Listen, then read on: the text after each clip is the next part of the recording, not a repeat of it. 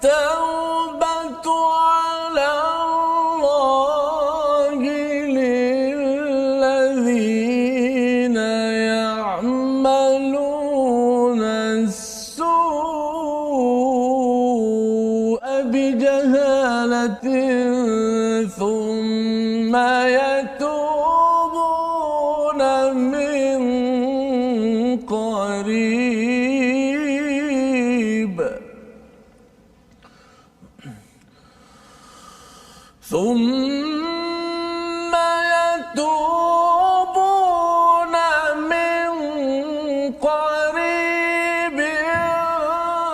فأولئك يتوب الله عليهم وكان الله عليما حكيما. صدق الله. Assalamualaikum warahmatullahi wabarakatuh. Alhamdulillah wassalatu wassalamu ala Rasulillah wa ala alihi wa man wala syada la ilaha illallah syadana Muhammadan abduhu wa rasuluh. Allahumma salli ala sayidina Muhammad wa ala alihi wa sahbihi ajma'in. Amma ba'd. Apa khabar tuan-tuan dan puan yang dirahmati Allah sekalian? Kita memanjatkan kesyukuran pada Allah Subhanahu wa taala dengan limpah inayah daripada Allah Subhanahu wa taala kita diberi pertolongan. Allah memberikan pertolongan sebagaimana kita memohon iyyaka na'budu wa iyyaka nasta'in dalam kehidupan kita, dalam solat kita, untuk terus dibantu, untuk terus dipimpin atas jalan hidayah. Dan alhamdulillah pada hari ini kita berada pada halaman ke-80 untuk sama-sama kita membincangkan ya daripada surah An-Nisa, surah yang memberi panduan kepada kita bagaimana menguruskan etika sosial dalam rumah dan juga di luar rumah kita. Dan alhamdulillah hari ini kita bersama dengan Ustaz Tirmizi Ali. Apa khabar Ustaz? Baik, alhamdulillah. Alhamdulillah kita ceria terus Ustaz bersama surah An-Nisa.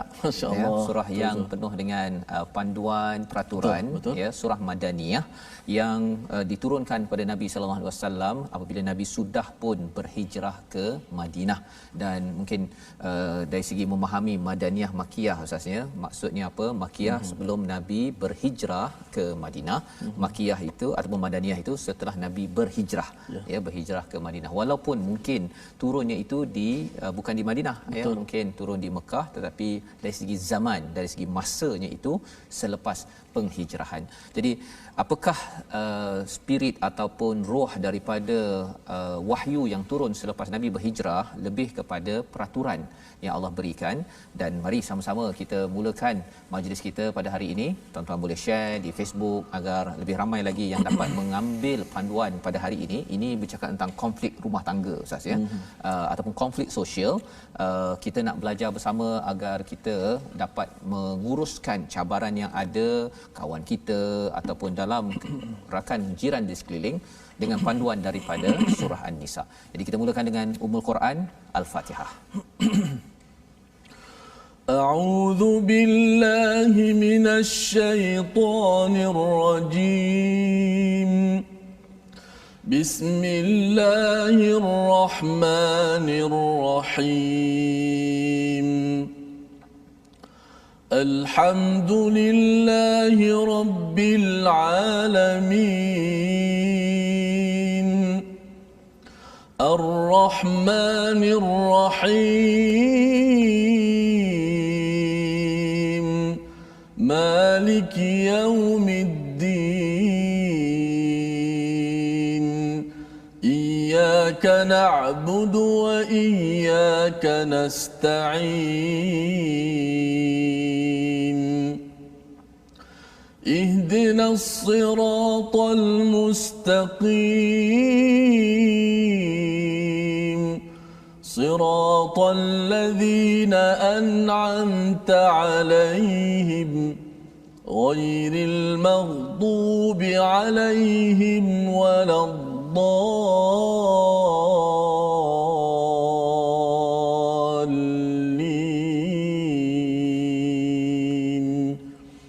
آمين.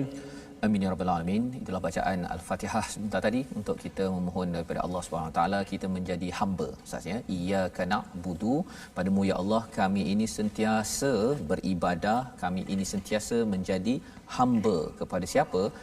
iyyaka, hanya kepada Allah Subhanahu Wa Taala. Dan ini membawa kepada kefahaman bahawa sebenarnya kita hebat bagaimanapun, sebenarnya kita perlu menghambakan diri mengikut panduan daripada al-Quran. Kita ingin membina masyarakat, nak membina keluarga, tinggi bagaimanapun ilmu kita, bagaimana kuat pun pengalaman kita, kita perlu selalu baca, faham dan juga mengamalkan al-Quran. Pasal kadang-kadang kita terlupa ustaz ya. Mungkin kita dah amalkan tahun lepas, tapi tahun ini bila kita mula untuk menghadapi cabaran baru ya, dengan pengalaman baru di tempat baru, kita perlukan hidayah lagi daripada Allah. Quran yang sama tetapi kita perlu baca lagi ya. Dan pada hari ini kita melihat pada halaman 80 dengan sinopsis ringkasan bermula ayat 15, iaitu hukuman perbuatan keji iaitu zina pada permulaan Islam ya. Keji itu ada kurungan zina itu, tapi bukan sekadar zina. Keji itu fahisyah, dikaitkan juga dengan homoseksual, dengan lesbian, dengan LGBT ya. Semua perkara-perkara itu dikaitkan dengan fahisyah. Maka kita akan lihat pada ayat 15 hingga 16 bagaimanakah hukuman dan bagaimanakah kita menguruskan perkara ini. Kemudian pada ayat 17 hingga 18, bentuk dan waktu sebuah taubat itu diterima dan larangan mewarisi wanita secara paksa dan berbuat baik dengan isteri pada ayat yang ke-19. Jadi kita ada beberapa ayat saja pada hari ini ustaz, ada 5 ayat. Betul. Kita mulakan dahulu dengan ayat 15 hingga ayat 17 untuk kita memahami tentang bagaimanakah kalau ada cabaran sosial, masalah sosial, apakah panduan daripada Allah pada ayat 15 hingga 17. Baik, alhamdulillah, terima kasih Fadil Ustaz Fazrul, penonton-penonton, sahabat-sahabat, ibu-ibu, ayah-ayah yang menonton My Quran Time di seluruh dunia. Ada yang melalui kaca televisyen, ada yang melalui platform FB Live di TV Al-Hijrah. Moga-moga kita semua diberi pencerahan demi pencerahan untuk menjadi panduan dalam kehidupan seharian kita. Terfokus hari ini surah An-Nisa ayat yang ke-80 sebagaimana disebut oleh Ustaz Fazrul melalui sinopsis berkenaan dengan ayat 80 ini, muka surat ayat ke-80 ini. Mudah-mudahan ia memberi petunjuk dalam kehidupan kita. Jom sama-sama kita membaca ayat yang ke-15 dan ayat hingga ayat ke-17. أعوذ بالله من الشيطان الرجيم واللاتي يأتين الفاحشة من نسائكم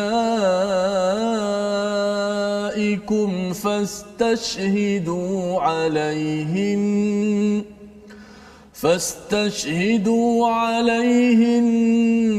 4 منكم فإن شهدوا فأمسكوهن في البيوت حتى يتوفاهن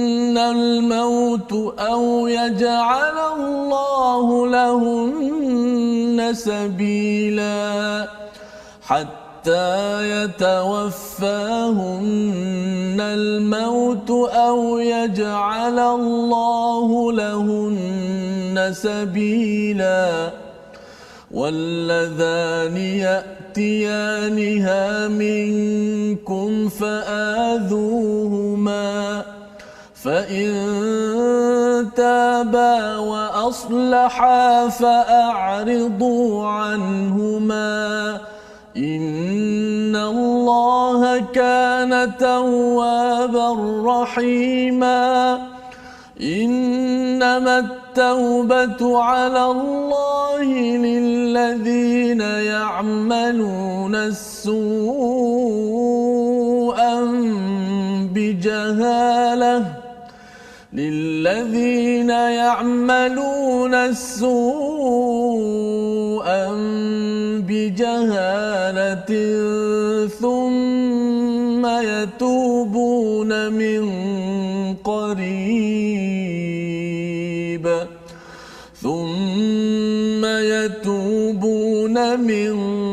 قريب فأولئك أولئك يتوب الله عليهم وكان الله عليما حكيما صدق الله العظيم.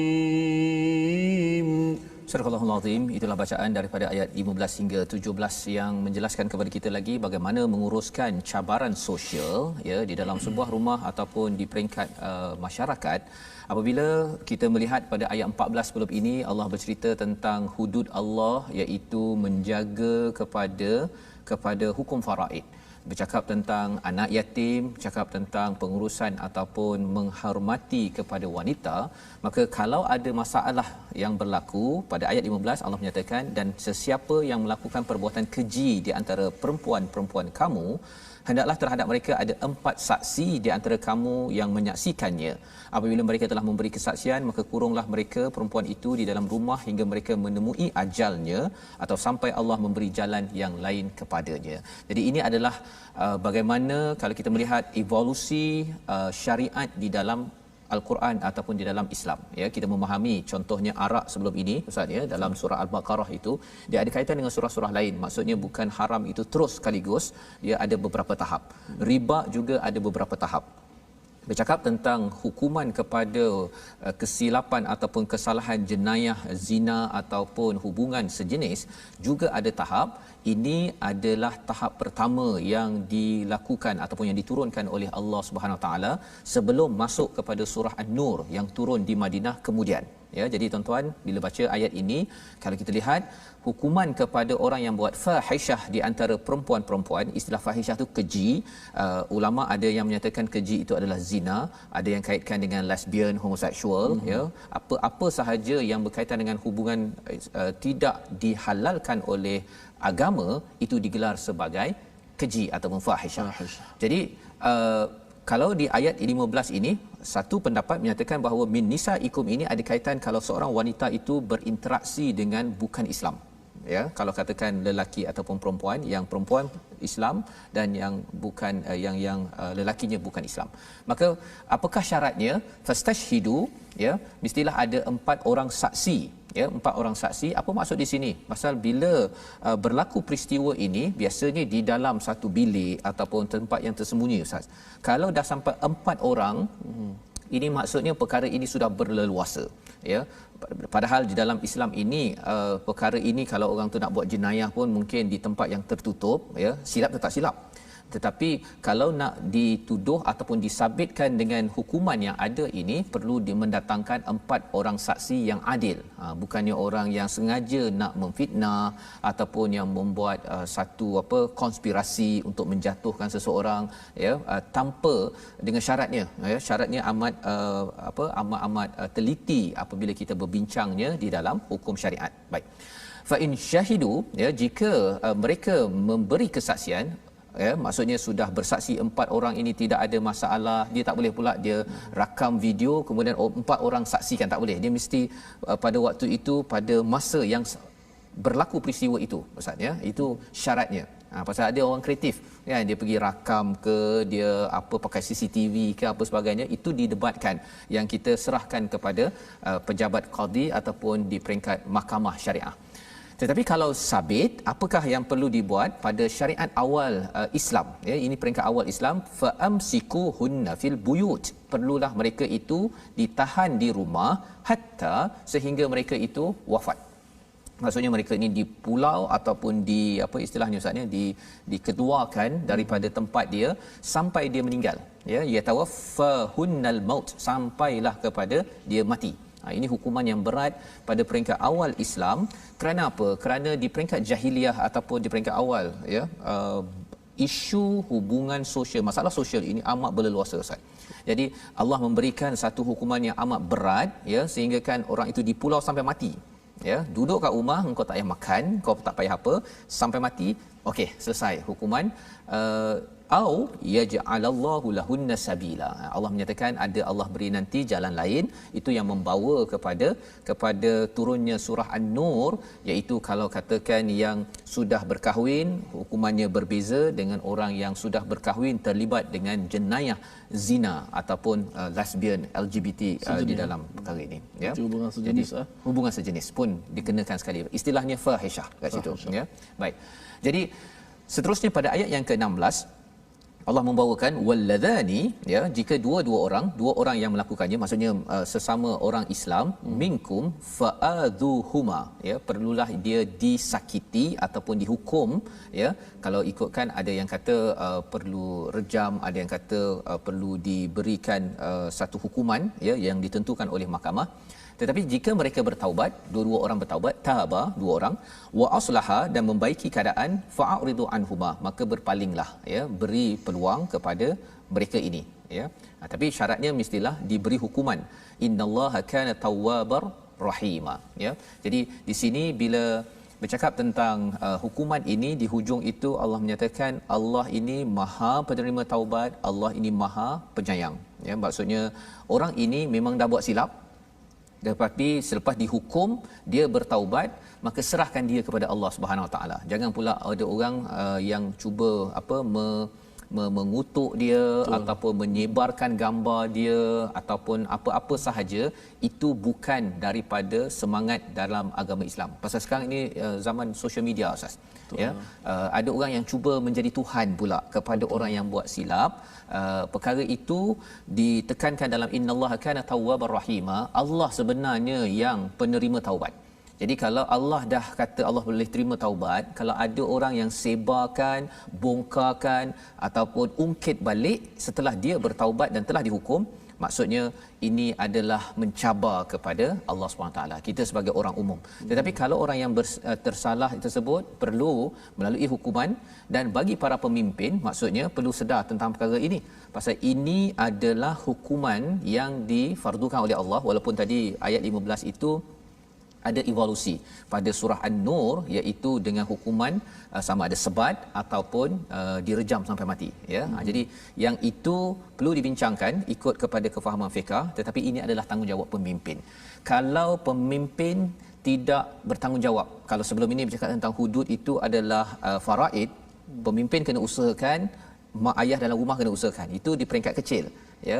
Yang peringkat tinggi negara ataupun negeri kena peka juga.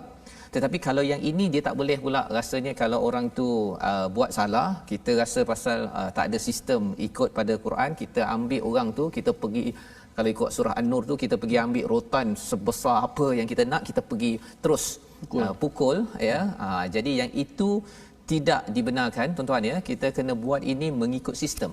Yang bila cakap tentang sistem, surah An-Nisa ini menekankan sistem perundangan yang perlu dilaksanakan oleh para pemimpin. Jadi bagi tuan-tuan, kalau katakan dalam keadaan semasa tidak ada perkara tersebut, kita doakan. Dan bagi para pemimpin yang membaca surah An-Nisa pada ayat 80 ini, kalaupun dia bukan boleh buat hari ini berminat, besok kita dah nak buat, ya, berniat besok nak buat, tetapi kita paling kurang pun mestilah menyokong kepada orang-orang, kepada dasar-dasar, mesti ada usaha menuju ke arah ini. Kerana apa? Kalau ia tidak dibuat, sebenarnya kalau orang itu tak melalui hukuman dan dia nak bertaubat, kalau masih lagi ada dosa, kita khawatir ia tertanggung kepada pemimpin yang tak buat apa-apa, ya. Padahal ayat ini dalam surah ini telah menekankan perkara ini. Baik. Dan pada ayat yang ke-17, ya, pada ayat 17 Allah menyambung lagi tentang taubat, ya. Taubat kepada orang-orang yang pernah tersilap.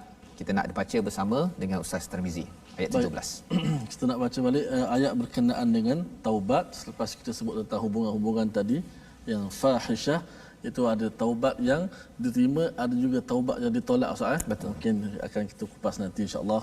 Baik, kita baca dulu ayat 17. Apakah taubat yang selayak-layaknya? A'udzubillahi minasyaitanir rajim. Innamat التوبة على الله للذين يعملون السوء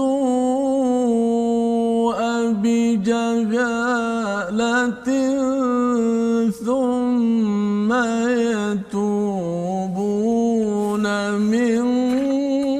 قريب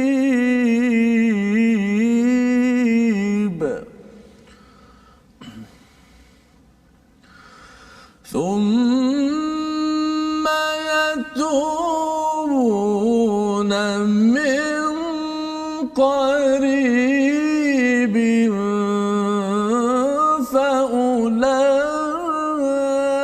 فأولئك يتوب الله عليهم وكان الله عليما حكيما. صدق الله. Sesungguhnya taubat kepada Allah itu hanya layak bagi mereka yang melakukan kejahatan kerana tidak mengerti. Kemudian segera bertaubat, taubat mereka itulah yang diterima Allah. Allah Maha mengetahui lagi Maha bijaksana. Jadi kalau kita lihat ayat 15 tadi, bila bercakap tentang hukuman awal Islam itu yang ada evolusi, ada yang ayat ini dimansuhkan mengikut sebahagian ulama. Ideanya ialah sistem perundangan hukuman itu tidak boleh dibuat oleh mana-mana individu terpisah. Ia perlu dilakukan oleh sistem perundangan, dilakukan oleh pemimpin, dan itu tanggungjawab seorang pemimpin yang perlu faham bahawa tuan-tuan yang baca, walaupun kita tahu bahawa ini perkara yang perlu dilakukan kepada kawan yang kita tahu perkara tersebut memang sah, ada 4, syaratnya 4. Kalau tidak ada 4 saksi, siapa yang menuduh itulah yang akan dikenakan hukuman yang kita boleh baca nanti di dalam Al-Quran. Tetapi kalau katakan tuduhan itu disabitkan kerana ada 4 saksi, maka ini adalah tanggungjawab pemimpin, ya.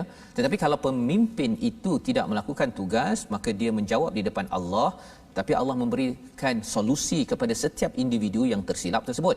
Pada ayat yang ke-17, sesungguhnya taubat kepada Allah itu hanya layak bagi mereka yang melakukan kesalahan. Allah menyatakan malu nasu abijahalatin, iaitu melakukan, ya, ya'malun itu ustaz, ya.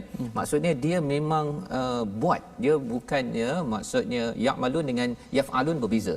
Yaf'alun dia buat tanpa sedar, tapi ya'malun ini buat dengan sedar, ya, iaitu amal yang dia buat itu adalah su, iaitu jahat ataupun tidak bagus, ya. Jadi Allah mengatakan taubat hanyalah kepada orang yang memang buat salah, memang buat tak bagus, bijahalah. Apa maksud bijahalah ini? Maksudnya dia jahil, tak tahu, ataupun dia juga tidak dapat mengawal perasaan kerana pelbagai sebab di dalam kehidupannya, maka dia buat kesilapan tersebut, thumma, kemudian dia bertaubat min qarib, dekat. Maksudnya apa? Segera selepas berbuat kesilapan itu dia cepat-cepat bertaubat, maka Allah kata faulaika yatubu alaihim, yatubullahu alaihim, Allah menerima taubat atas mereka, dan Allah amat mengetahui, amat bijaksana tentang apa yang berlaku. Membawa kita kepada perkataan kita pada hari ini, iaitu perkataan fahasya, iaitu kehinaan dan kecelaan yang berulang 24 kali di dalam Al-Quran, yang dikaitkan dengan aktiviti jenayah, cela dan hina yang dikaitkan dengan zina ataupun hubungan seksual, homoseksual, sejenis yang dicela di dalam Al-Quran. Jadi perkara ini perlu kita faham, perlu kita sama-sama doakan agar ia terjauh daripada ahli keluarga kita, daripada diri kita, dan tugas pemimpin dan tugas setiap individu perlu jelas berdasarkan pada 3 ayat yang kita baca sebentar tadi. Kita berhenti sebentar, kita menyambung My Quran Time, baca, faham, aman, insya-Allah.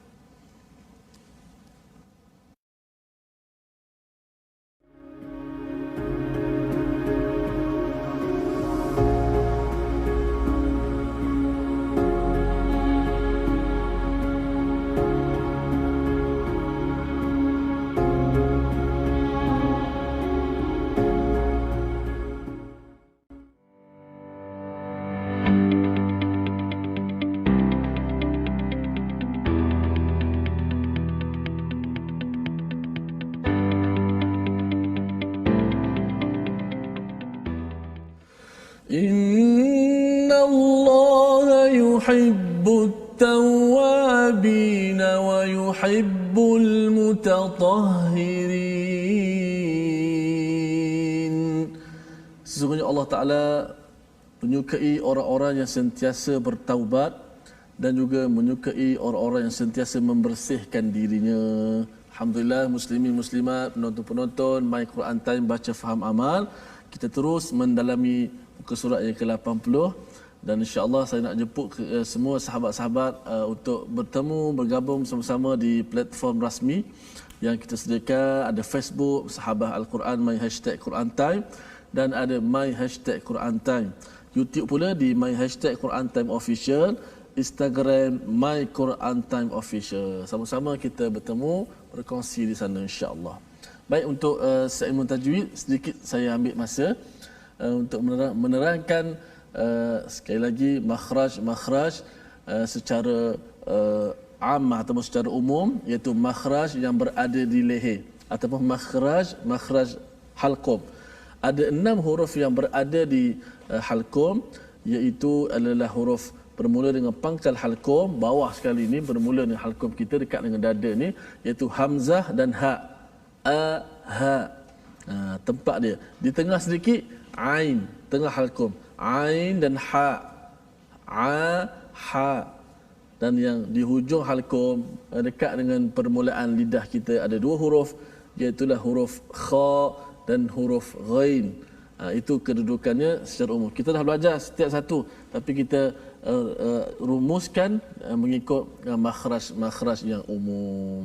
Baik, itulah sikit sebanyak tajwid kita hari ini. Baik. Tak dapat lagi saya nak menggunakan apa nama ni, kita punya gigi kerana huruf tu bahagian di halqum. Halqum ya maksudnya. Itu istilahnya apa Ustaz? Yang kata jufiyah tu ke? Bukan ya?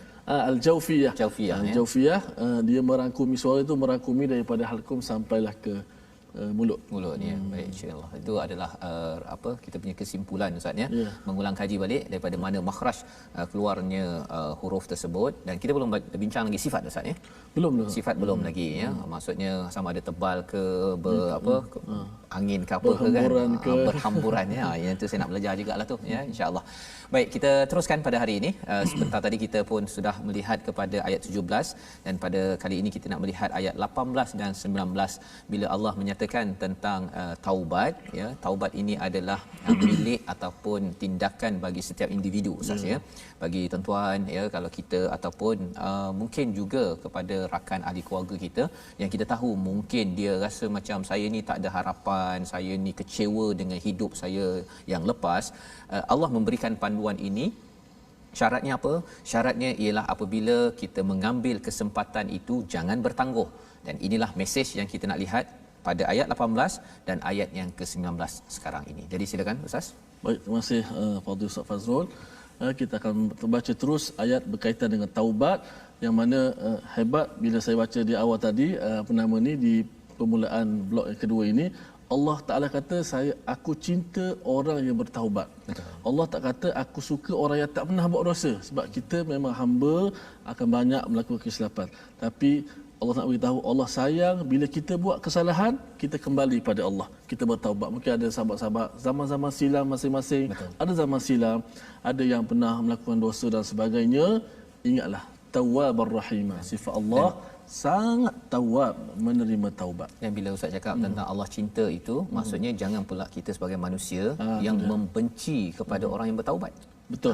Ya kan? Ada pula orang tu dia dulu dia pula yang pergi buka cerita itu balik semula. Padahal Allah dah kata Allah cinta. Kadang sahabat-sahabat mungkin keluar daripada penjara, nak mulakan kehidupan baru, tapi kita ni jadi macam Ustaz sebut, jadi Tuhan. Hukum lagi dia. Sedangkan di sisi Allah kita tak tahu, lebih mulia dia daripada kita. Masya-Allah. Baik. Kita terus sambung 2 ayat terakhir, bagaimana taubat itu ditolak dan bagaimana Islam memuliakan wanita. A'udzu billahi minasy syaithanir rajim. وليست التوبة للذين يعملون السيئات حتى إذا حضر أحدهم الموت قال إني تبت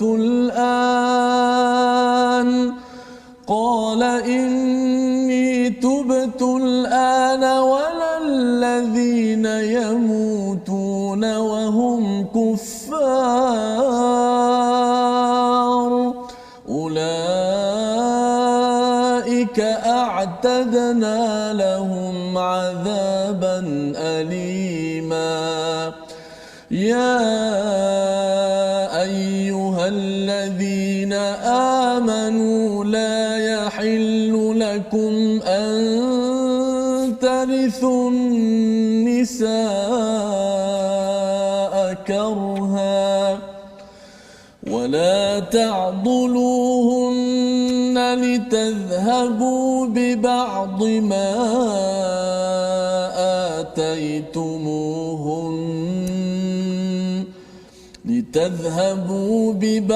ما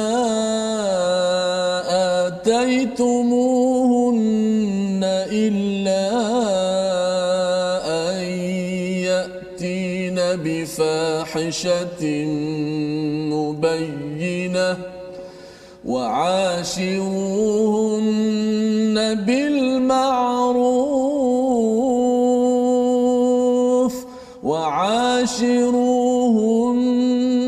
بالمعروف فإن كرهتموهن فعسى أن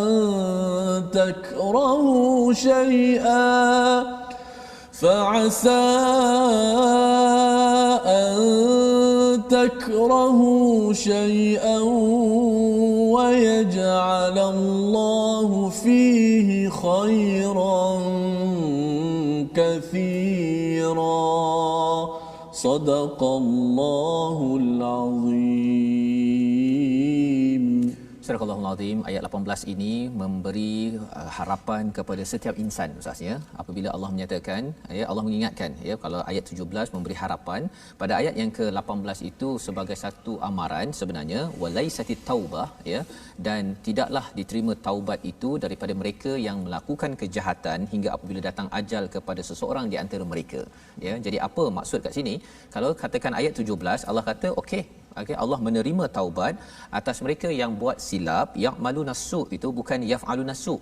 Yaf'aluna su itu mungkin dia buat tanpa sedar. Kalau kena paksa ke apa sebagainya. Tapi ya'malun ini memang dia beramal. Dia sedar ya, tapi kerana dia mengikut-ngikut ataupun kerana hawa nafsu, kerana hormon dalam badan, macam-macam sebab, maka akhirnya itu digelar sebagai bijahalah, kerana ikut impuls ataupun keinginan emosi ya, maka selepas itu dalam masa yang dekat dia bertaubat, Allah terima ya. Thumma ataupun faulaika yatubullahu alaihim wa kana Allahu aliman hakima. Tetapi pada ayat yang ke-18 Allah memberi amaran kepada kita semua, kepada saya, kepada tuan-tuan, walaisatit taubah, apabila seseorang itu melakukan kesilapan sampai dia mati. Apa maksud kat situ? Kita bandingkan dahulu ya. Kalau ayat 17 itu ya'maluna su, tetapi kalau ayat yang ke-18 itu ya'maluna sayyi'at. Apa bezanya? Su satu kesilapan. Kalau sayyiat banyak kesilapan. Ya, kesilapan yang sama banyak kali. Maksudnya dia memang dah addiktif, dia dah memang ketagih dan dia memang suka buat benda tu. Dia dah sampai rasa manis dengan maksiat tersebut ataupun kesilapan tersebut, dan dia kata tak apalah kot, aku taubat kemudianlah sikit, kalau alah muda lagi contohnya kan, ataupun rasa macam ada peluang lagi kot kan, Allah tu Maha penerima taubat. Jadi dia menyalahgunakan kefahaman bahawa Allah itu yatubullahu alaihim, sebagaimana dalam ayat yang ke-17. Kalau ayat 17 tu dia baru buat satu silap, dia terus bertaubat ya. Kemudian mungkin dia terbuat bukannya saja-saja terbuat ya, dia terbuat lagi kerana dia mengikut perasaan, kerana dia tak dapat kawal keinginan, maka pada waktu itu dia taubat lagi, dan taubat lagi ia diterima. Tetapi kalau orang yang dah ketagih ataupun dia buat banyak kesilapan, dia kata tak apalah, saya buat silap ini, maksiat ini setahun, lepas tu nanti raya nanti saya taubat. Kan, ataupun tunggu Ramadan depan, ataupun tunggu hari Ashura ke, dia puasa habis. Orang-orang begini ialah orang-orang yang sebenarnya sedang menjemput apa? Kata Allah, hatta idza hadara ahadahumul maut, apabila dia sampai kepada maut baru dia nak bertaubat bersungguh-sungguh, dia bertangguh atas dosa yang dibuat, maka ini tidak diterima ya. Bila dia tangguhkan sampai ke hujung usianya, qala inni tubtul an, ya, dan dia kata apa, okey sekarang pasal dah nyawa di gharah ini di halqum Ustaz, ya, pada waktu itu dia kata okey sekarang betul-betul yang sebelum ini tak betul. Ya, pasal dia cuba untuk bermain di sebalik peluang taubat yang Allah sudah berikan. Walladina yamutuna wa hum kuffar, ataupun yang kedua kumpulan yang satu bertangguh tadi sampai mati, ataupun memang dia dah mati dalam keadaan kufar, yang itu memang Allah tak terima taubat, ya. Dan di hujung itu Allah cakap ulaika a'tadna lahum azaban alima, bagi mereka itu kami sediakan baginya azab yang amat pedih. Mengapa pedih? Kerana dia tak rasa pedih dengan maksiat yang dia buat. Allah dah beri dah, ya, sebagaimana Nabi Adam kan, dia rasa apa, ada fa'azallahuma syaitan, bila syaitan menggoda itu dia rasa tidak tenang. Jadi bagi tuan-tuan, memang dosa tidak menenangkan kita. Betul. Tetapi kalau katakan seseorang itu dia rasa perit ketika buat dosa, perit, kemudian dia tangguh-tangguh sampai dia rasa manis dengan keimanan, tak rasa bersalah, maka kerana dia tak rasa bersalah tersebut, dia rasa manis, maka Allah gantikan dengan keperitan azab pada ayat yang ke-18. Jadi ini adalah satu ubat penting Ustaz, ya. Nama ubatnya adalah taubat. Taubat ini diperlukan di mana jua, dalam sebuah negara, dalam sebuah negeri, hatta dalam sebuah keluarga. Jadi Allah membawakan kembali kepada sebuah keluarga, ya ayyuhallazina amanu, wahai orang-orang yang beriman, tidak halal bagimu mewarisi perempuan dengan jalan paksa, ya. Di sini Allah menyambung balik tentang harta waris Ustaz, ya. Tadi dah waris, semalam dah cakap dah tentang tilka hududullah. Kemudian ada pula pasal perzinaan ataupun hubungan tidak bagus ini. Pasal apa? Pasal dia ada kaitan nanti tentang kalau dalam sebuah rumah tangga, katakan suami bagi mahar Ustaz, ya. Mahar kalau katakan dia tak suka, dia boleh berpisah kan? Katakan berpisah, dia tidak boleh ambil mahar dia. Kecuali apabila si isteri, yang si wanita membuat perkara fahishah.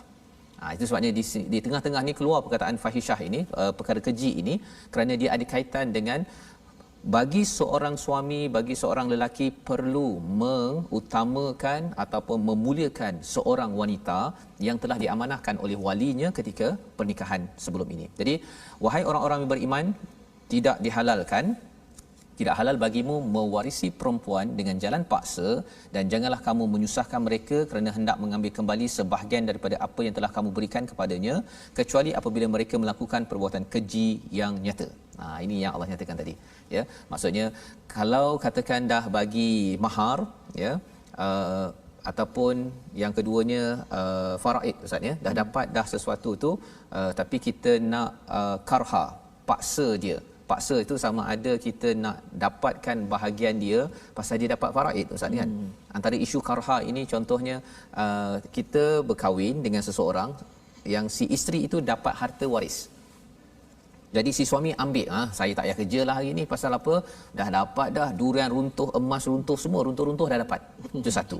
Ataupun kalau katakan si suami, ya, dia memaksa, ya, kepada isteri itu untuk membelanjakan perkara-perkara yang diwarisi itu tadi, ya. Jadi banyak perkara yang berlaku di sebalik isu ini. Jadi tidak boleh dipaksa, ya. Harta waris adalah hak bagi wanita. Seorang abang tak boleh pula paksa kepada adiknya pasal dia rasa macam dia boleh tipu kepada kakak dia, pada adiknya ataupun pada maknya. Itu tidak boleh. Kerana apa? Kerana ini adalah seruan bagi orang yang beriman. Dan disambung wala ta'duluhunna, iaitu kamu jangan menyusahkan apa yang untuk mengambil balik apa yang telah kamu berikan. Ya, maksudnya bagi seorang lelaki, suami dah bagi mahar, kemudian dia nak ambil balik selepas dia berpisah. Tidak boleh kecuali kalau katakan bifahishatim mubayyinah.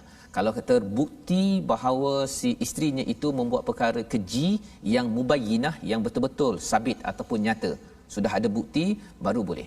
Tetapi Allah menegaskan di sini, bila Allah dah menyatakan dua perkara ini, bab harta pusaka jangan paksa, mahar jangan diambil balik, wa'ashiruhunna bil ma'ruf. Inilah konsep bagaimana hubungan suami isteri dalam sebuah rumah tangga Ustaz, ya. Sebagaimana dalam hadis Riyadhus Salihin, di sini saya baca sikit. Daripada Abu Hurairah berkata, Rasul sallallahu alaihi wasallam bersabda, orang mukmin yang paling sempurna imannya adalah yang paling baik akhlaknya, Sebaik-baik kamu adalah yang paling baik terhadap para isterinya, ya, kepada isterinya, pada pasangannya buat yang terbaik. Itu adalah tanda seseorang itu sempurna imannya. Jadi dalam rumah saya Ustaz, ya, kita dengan pasangan kita cuba untuk berinteraksi dengan cara yang terbaik, bil ma'ruf, dengan cara baik. Ini adalah sunnah Nabi. Ya, sunnah Nabi. Ada orang yang dia mungkin selawat tapi dalam masa sama juga dia memang bercakap tengking di dalam rumah tangga.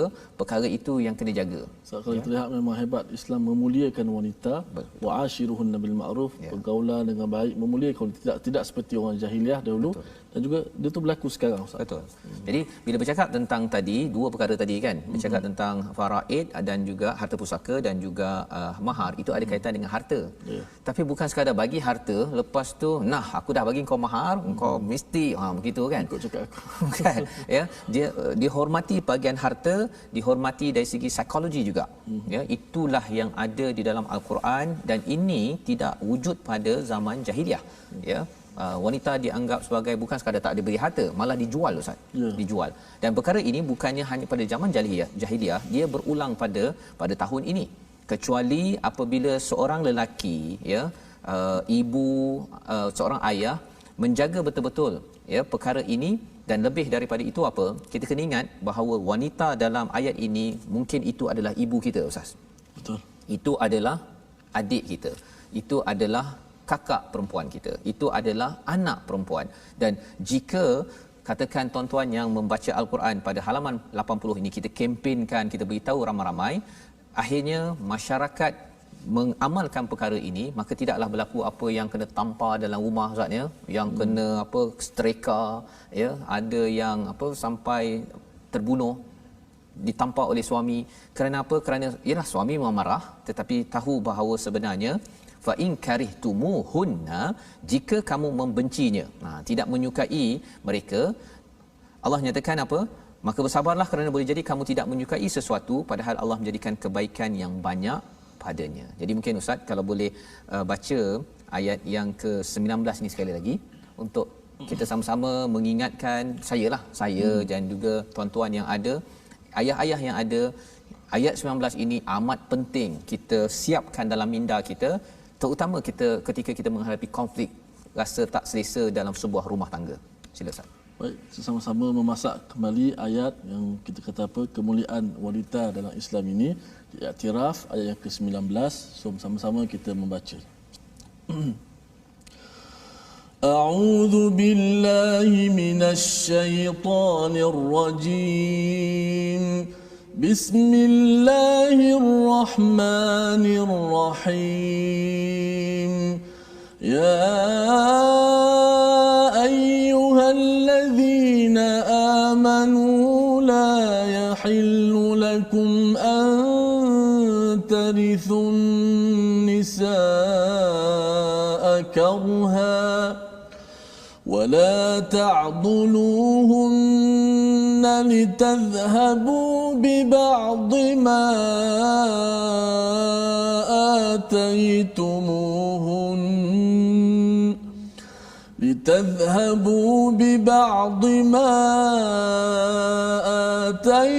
آتيتموهن إلا أن يأتين بفاحشة مبينة وعاشروهن بالمعروف فإن كرهتموهن فعسى أن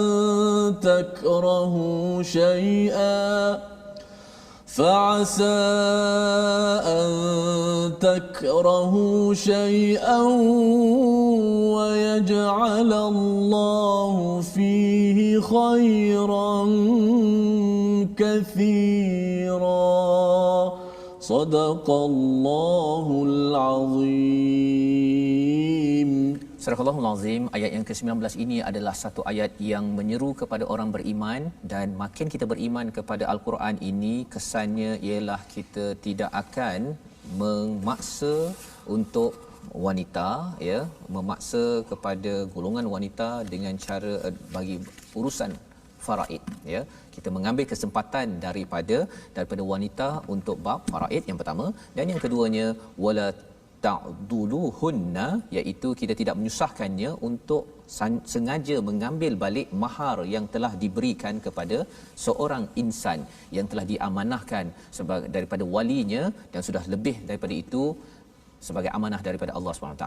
Lebih daripada itu, Allah menyatakan wa'ashiruhunna bil ma'ruf. Allah memberi panduan psikologi kepada seorang suami bagi seorang bapa, ya, bagaimana menguruskan dalam rumah tangga, iaitu perlulah berinteraksi dengan cara yang baik, ya, kerana itu sunnah Nabi sallallahu alaihi wasallam. Dan Allah memahami bahawa sebenarnya mungkin ada masa kita berkonflik, ustaz, ya, ada berbeza pendapat, itu ada lumrah, ya. Pada waktu itu apa yang Allah beritahu, fa'asa an taqrahu syai'a, mungkin kamu benci sesuatu pada si isteri tadi itu, tapi Allah cakap wa yaj'alallahu fihi khairan katsira. Benci macam mana pun pada satu masa itu, cuba pastikan sedar bahawa Allah menjadikan padanya kebaikan yang banyak. Ya, jadi maksudnya pada waktu kita rasa bencilah, ada sesuatu yang kita benci pada pasangan, Allah menyatakan apa? Allah memang dah menjadikan kebaikan pada insan tersebut. Jadi tolong senaraikan pada hari ini, kalau rasanya ada di kalangan tuan-tuan rasa bencilah pada pasangan saya itu, senaraikan paling kurang 10 perkara yang baik pada pasangan itu. Pasal 10 itu bukan daripada pasangan, bukan pasangan tu yang buat sebenarnya saya ada kebaikan tau, bukan. Tetapi siapakah yang melaksanakan, yang menjadikan kebaikan tersebut? Allah. Ya, kalau kita fail, kita gagal menyenaraikan 10 ataupun 20 khairan, ya, pasal Allah cakap kathira di sini, kalau kita gagal menyenaraikan itu, maksudnya ada masalah iman, ustaz. Tak boleh melihat bahawa sebenarnya saya dah bernikah, dia dulu dia menerima saya seadanya, dia ada membantu saya, dia mendoakan saya, beliau membantu saya ketika susah, memberi semangat. Ambil senarai yang baik itu, jangan yang buruk. Pasal yang baik itu sebenarnya bukan dibuat-buat oleh pasangan, tetapi itu dibuat wa yaj'alallahu fihi khairan katsira. Dan inilah panduan psikologi bagi para suami, ya, bagi para pemimpin keluarga. Jika ini dapat diinstal, dapat diletakkan, dimuatkan dalam hati seorang suami beriman, maka sudah tentunya walau bagaimana tergigit lidah, ustaz, kan, kalau tergigit lidah, hari ini tak ada lidah, ustaz, ya, tetapi Allah pasti akan membantu. Dan inilah surah An-Nisa, surah yang mengangkat golongan wanita, kerana sekali lagi wanita itu bukanlah sesiapa di luar, tetapi itu mungkin ibu, mungkin kakak, mungkin adik, mungkin anak perempuan kita yang perlu diperjuangkan. Membawa kita kepada resolusi kita pada hari ini, iaitu pada ayat 15, fahami hukum jenayah zina dan homoseks, ya, dan ia perlu diuruskan di peringkat pemimpin undang-undang negara dan negeri, termasuk bagi setiap individu itu diberikan kesedaran taubat daripada Allah Subhanahu Wa Taala. Yang pertama. Yang kedua, kita berdoa agar tidak jahil ilmu dan perasaan, ya, sehingga kita mengikut perasaan, kita mengikut sesuatu amalan yang tidak ada asas ilmu, serta dijauhi daripada perkara keji. Yang kedua, dan kita segera bertaubat, jangan tunggu sampai ajal datang, kita bertaubat, kita tersilap, kita cepat-cepat bertaubat lagi dengan rasa perit pada dosa yang kita buat. Moga-moga Allah terima taubat kita pada setiap masa. Ustaz, silakan. Guru saya pesan, Ustaz, pesan taubat, dia kata kalau kita susah nak maksudnya susah nak tinggalkan dosa, tetapi kita beranggapan tak apalah, nanti dah insaf baru taubat. Tak, dia teruskan bertaubat. Kerana bila kita bertaubat, walaupun kita masih buat dosa, tapi dosa yang kita buat selepas bertaubat tu dah tak rasa seronok daripada sebelum kita buat. Makin lama insya-Allah makin hilang. Dan Allah akan bantu. Benar, Ustaz. Bismillahirrahmanirrahim. Alhamdulillahirabbil alamin, wassalatu wassalamu ala asyrafil anbiya'i wal mursalin wa ala alihi wa sahbihi ajma'in. Rabbana ighfir lana dhunubana وكفر عنا سيئاتنا وتوفنا مع الأبرار. Ya Allah, ampunkanlah segala dosa-dosa kami, ya Allah. وكفر عنا سيئاتنا, ya Allah, hapuskanlah segala kesalahan kami yang lakukan, ya Allah. وتوفنا مع الأبرار, dan matikanlah kami dalam Islam, matilah kami dan kumpullah kami di kalangan orang-orang yang saleh. Allahumma taqabbal taubatana, ya Allah, terimalah taubat kami, ya Allah. kurniakanlah mawaddah, sakinah, rahmah dalam perhubungan keluarga kami. Walhamdulillahirabbil alamin. Amin amin ya rabbal alamin. Itulah doa yang kita panjatkan pada Allah Subhanahu Wa Taala yang kita ingin sebarkan dalam kempen wakaf untuk ummah, tuan-tuan sekalian. Di dalam al-Quran ini kita ingin sebarkan kefahaman ya dengan apa yang ada. Mungkin ada rakan-rakan kita yang tidak pun berpeluang mendapat mushaf al-Quran. Tuan-tuan boleh menyumbang agar kita dapat menyebarkan ya budaya yang bagus, nilai yang bagus dalam keluarga, dalam masyarakat, berteraskan pada apa yang kita belajar sebentar tadi. Moga-moga masyarakat kita akan makin lagi utuh hubungan keluarga hingga masuk ke syurga. Kita bertemu lagi pada jam 5 petang, pada jam 10 malam dan 6 pagi. Program ini My Quran Time dibawakan khas oleh Mufas agar kita menguatkan lagi ikatan kekeluargaan dengan panduan Quran, dan insya-Allah kita bertemu baca, faham, amal insya-Allah.